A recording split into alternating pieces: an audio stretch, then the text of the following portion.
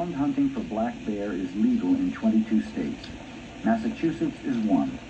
Houndsmen are a small minority among hunters, and most houndsmen operate within the law.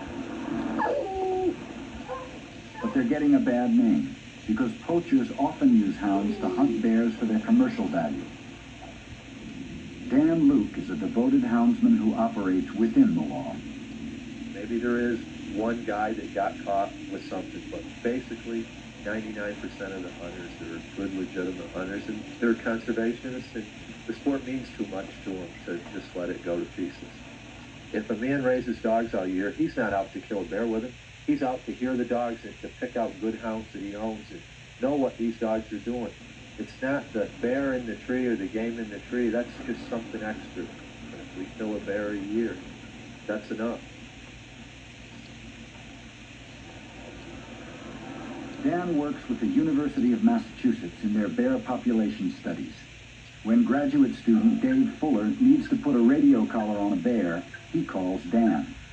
In this case, Dave is checking on a bear already wearing a collar.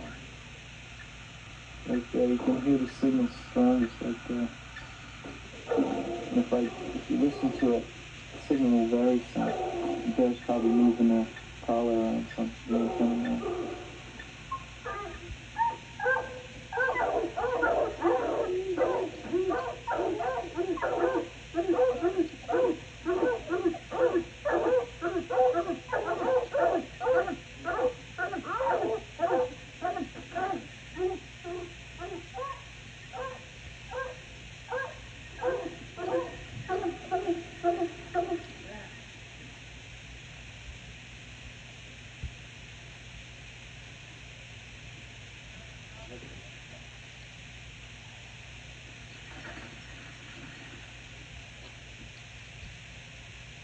The dogs have hit an old bear trap, and they're trying to unravel it and figure out where the bear's going.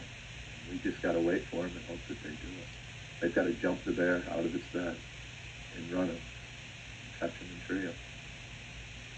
We listen to them, and you can tell by the tone of their voice what they're doing most of the time. And we just have to wait and see what country they go into, if they can get it going, because it's not a good trap.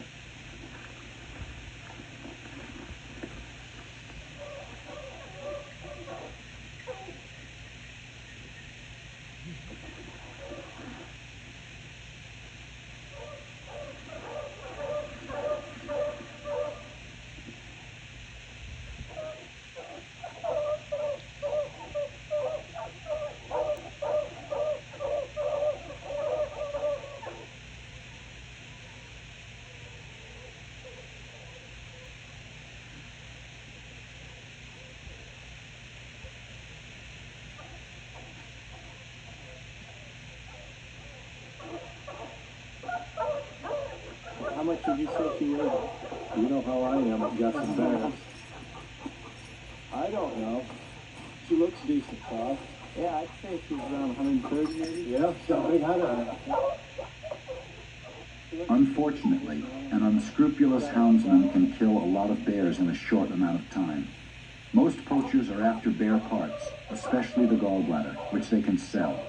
And when poachers rape the resource, legitimate sportsmen have the most to lose.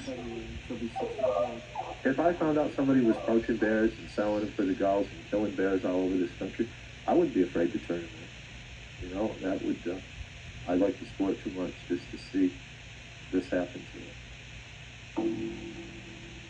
Sportsmen like Dan Luke have been hunting bear for generations with no harm to the resource. Bear populations were monitored and hunting seasons set accordingly. A bit of opportunistic poaching was even figured into annual mortality, and still everything worked fine.